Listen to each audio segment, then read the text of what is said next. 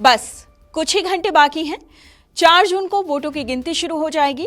Exit poll में BJP सरकार बनाती तो दिख रही है, लेकिन असल में 4 जून को यह तय होगा कि प्रधानमंत्री नरेंद्र मोदी के नेतृत्व में तीसरी बार सरकार बनेगी या नहीं।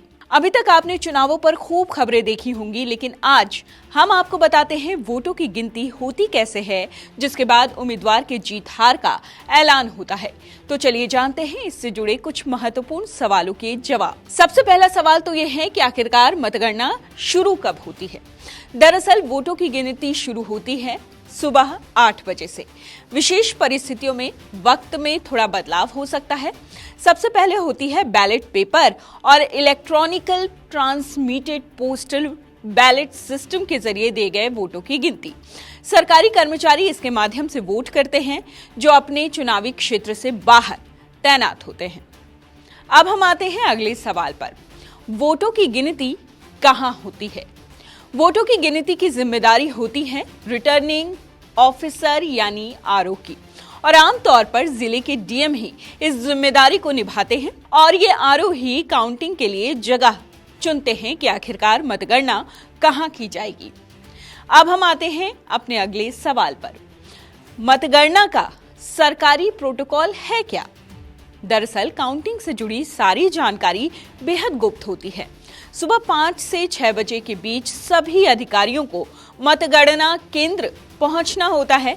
जिले के मुख्य निर्वाचन अधिकारी और आरओ मिलकर कर्मचारियों को हॉल नंबर और टेबल अलॉट करते हैं। अब हम आते हैं अगले सवाल पर कि एक लोकसभा क्षेत्र के लिए कितने काउंटिंग सेंटर्स बनाए जाते हैं। क्या ये एक से ज्यादा होते हैं? लोकसभा क्षेत्र की मतगणना एक से ज्यादा जगहों पर की जा सकती है, क्योंकि एक लोकसभा क्षेत्र में कई विधानसभा क्षेत्र आते हैं। ऐसे में चुनाव आयोग की परमिशन के साथ विधानसभा स्तर पर काउंटिंग हॉल बनाकर भी वोटों की गिनती हो सकती है, और आखिर में पूरे संसदीय क्षेत्र के सभी काउंटिंग सेंटर के वोटों को जोड़ दिया जाता है। अब आते हैं अगले सवाल पर कि उम्मीदवार के कितने एजेंट काउंटिंग सेंटर में रह सकते हैं या फिर नहीं। जवाब है हाँ।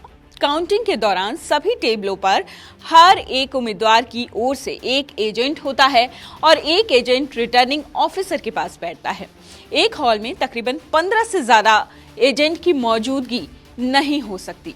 एजेंट का चुनाव उम्मीदवार खुद करता है और इनके नाम की लिस्ट और फोटो सहित काउंटिंग की तारीख से 3 दिन पहले ये जारी कर दिए जाते हैं। चलते चलते आपको बताते जाते हैं कि काउंटिंग हॉल में कौन जा सकता है और कौन नहीं जा सकता।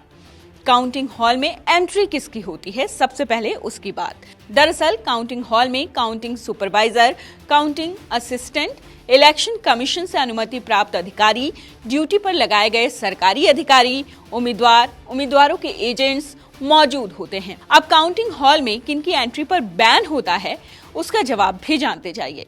दरअसल पुलिस जब तक रिटर्निंग ऑफिसर ना बुलाए तब तक केंद्र या राज्य में मंत्री अगर वो उम्मीदवार नहीं हैं और इलेक्शन एजेंट्स इनके जाने पर बैन होता है। काउंटिंग से जुड़ी ये तमाम जानकारियां क्या आप जानते थे? कमेंट करके हमें जरूर बताइए। इस तरह की तमाम खबरों से अपडेट रहने के लिए लाइक कीजिए, शेयर कीजिए, सब्सक्राइब कीजिए इंडिया टीवी।